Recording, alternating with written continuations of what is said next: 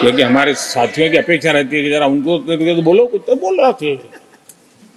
अब देखिए, एक बार नेहरू जी ने एक चिट्ठी लिखी थी और ये चिट्ठी मुख्यमंत्रियों को लिखी थी। मैं उसका अनुवाद पढ़ रहा हूं। उन्होंने लिखा था, ये देश के प्रधानमंत्री पंडित नेहरू जी द्वारा उस समय के देश के मुख्यमंत्रियों को लिखी गई चिट्ठी है, ऑन रिकॉर्ड है। मैं अनुवाद पढ़ता हूं। मैं किसी भी आरक्षण को पसंद नहीं करता और खासकर नौकरी में आरक्षण तो कतई नहीं।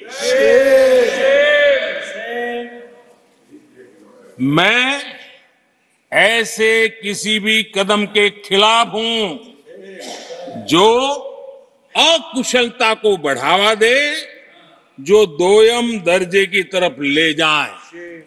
ये पंडित नेहरू ने मुख्यमंत्रियों को लिखी हुई चिट्ठी है। और तब जाकर के मैं कहता हूं, ये जन्मजात इसके विरोधी है। नेहरू जी कहते थे अगर एससी, एसटी, ओबीसी को नौकरियों में आरक्षण मिला तो सरकारी काम का स्तर गिर जाएगा। और आज जो आंकड़े गिनाते हैं ना कि इतने यहां है, इतने यहां है, उसका मूल यहां है, क्योंकि उस समय उन्होंने रोक दिया था रिक्रूटमेंट ही मत करो। अगर उस समय सरकार में भर्ती हुई होती और वो प्रमोशन करते करते आगे बढ़ते तो आज यहां पर पहुंचते।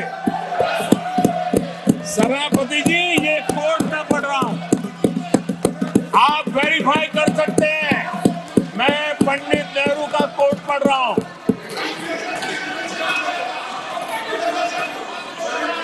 प्लीज। और आदरणीय सभापति जी, Leader of opposition was heard in rapt attention. Are you setting this example? Leader of opposition was heard in rapt attention. Please sit down. Sit down. आप तो जानते हैं नेहरू जी ने जो कहा वो कांग्रेस के लिए हमेशा से पत्थर की लकीर होता है। नेहरू जी ने कहा मतलब पत्थर की लकीर उनके लिए।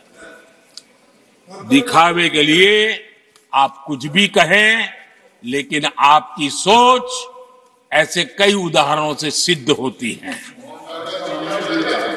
मैं अनगिनत उदाहरण देख सकता हूं, लेकिन मैं एक उदाहरण जरूर देना चाहता हूं और वह उदाहरण मैं जम्मू कश्मीर का देना चाहता हूं। कांग्रेस ने जम्मू कश्मीर के एससी, एसटी, ओबीसी को 7 दशकों तक उनके अधिकारों से वंचित रखा।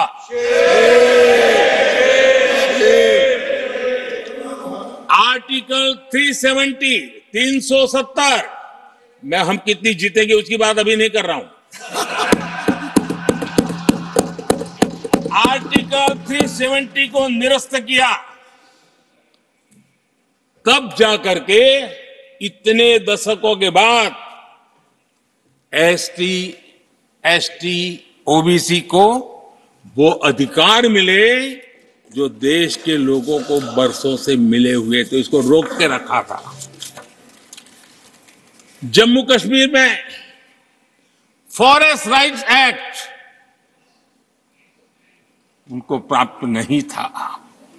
जम्मू कश्मीर में प्रिवेंशन ऑफ एट्रोसिटी एक्ट नहीं था। ये हमने 370 हटाकर ये अधिकार उनको दिए। हमारे एससी समुदाय में भी सबसे पीछे पीड़ित कोई रहा तो हमारा वाल्मीकि समाज रहा, लेकिन हमारे वाल्मीकि परिवारों को भी 7 दशक के बाद भी जम्मू कश्मीर में रहे, लोगों की सेवा करते रहे, लेकिन डोमिसाइल का अधिकार नहीं दिया गया। ये है। और मैं आज देश को भी अवगत करना चाहता हूं कि स्थानीय निकायों में, लोकल सेल्फ गवर्नमेंट्स में ओबीसी के आरक्षण का विधेयक भी कल 6 फरवरी को लोकसभा में भी पारित हुआ।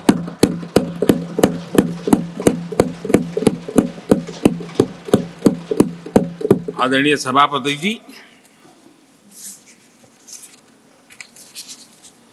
एससी, एसटी, ओबीसी उनको बड़ी भागीदारी ने कांग्रेस और साथियों को हमेशा परेशानी रही है। बाबा साहब की राजनीति को, बाबा साहब के विचारों को खत्म करने के लिए कोई कसर उन्होंने छोड़ी नहीं है। वक्तव्य अवेलेबल है, चुनाव में क्या क्या बोला गया है वो भी अवेलेबल है। इनको भारत रत्न भी देने की तैयारी नहीं थी, वो भी भाजपा के समर्थन से और सरकार बनी, तब बाबा साहब को भारत। इतना ही नहीं, सीताराम केसरी अति पिछड़ी जाति से कांग्रेस पार्टी के अध्यक्ष उठा करके फुटपाथ पर फेंक दिया गया। ओबीसी, वो वीडियो अवेलेबल है, वो देश ने देखा सीताराम केसरी के साथ क्या हुआ। और आदरणीय सभापति जी, इनके एक मार्गदर्शक अमेरिका में बैठे, सभापति जी, इनके एक मार्गदर्शक अमेरिका में बैठे। Sir, only the address will go on record. जो ओनली एड्रेस, नो। पिछले चुनाव में हुआ तो हुआ के लिए फेमस हो गए थे, और कांग्रेस इस परिवार के काफी करीबी है। उन्होंने अभी संविधान निर्माता बाबा साहब आम्बेडकर के उनके योगदान को छोटा करने का भरपूर प्रयास किया।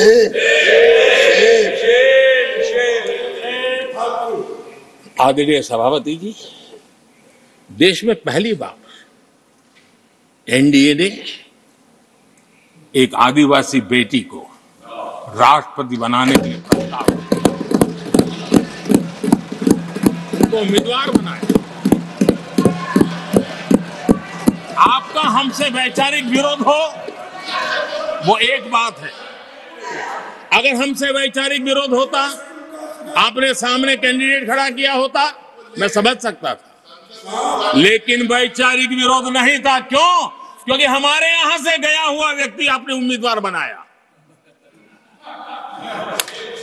इसलिए वैचारिक विरोध नहीं था। आपका विरोध एक आदिवासी बेटी के लिए था, और इसलिए आपने, और ये जब सांगमा जी चुनाव लड़ रहे, वो भी एक आदिवासी नॉर्थ ईस्ट, उनके साथ भी यही किया गया था।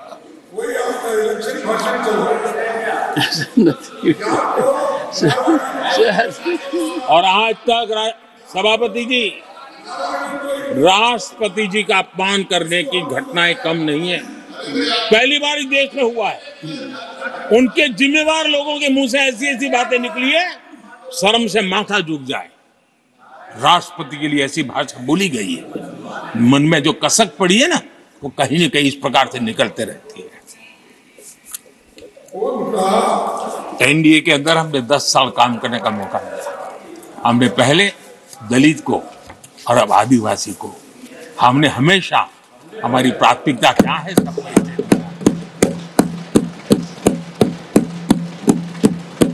आदरणीय सभापति जी, जब हम हमारी सरकार के परफॉर्मेंस की बात करता,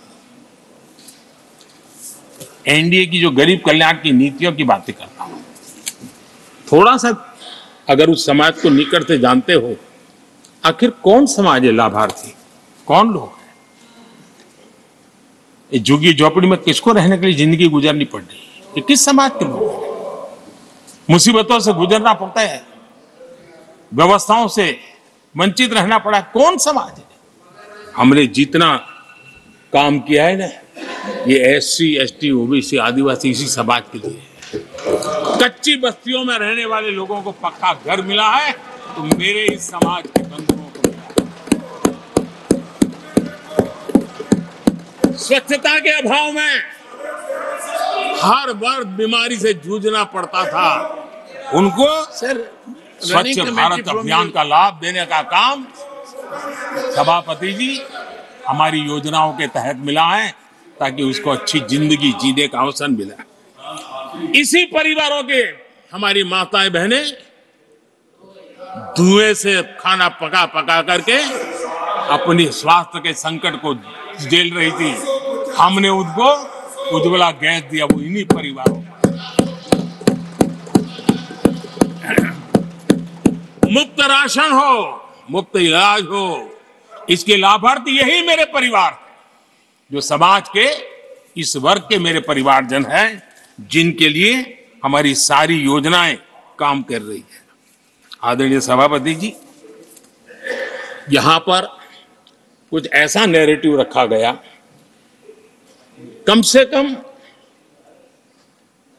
तथ्यों को इस प्रकार से नकारना किसका भला होगा? आप ऐसा करके अपनी क्रेडिबिलिटी भी खो रहे हैं, अपनी प्रतिष्ठा भी खो रहे हैं। आदरणीय सभापति जी, यहां शिक्षा के भ्रामक आंकड़े रखे गए, गुमराह करने का कैसा प्रयास होता है। पिछले 10 वर्ष में SC ST स्टूडेंट्स के लिए जो स्कॉलरशिप दी जाती है, 10 साल में उसकी वृद्धि हुई है।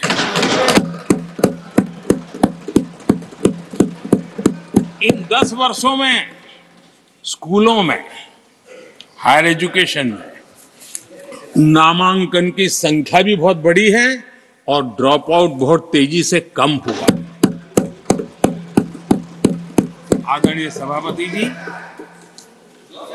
10 साल पहले 120 एकलव्य मॉडल स्कूल थे। आदरणीय सभापति जी, आज 400 एकलव्य मॉडल।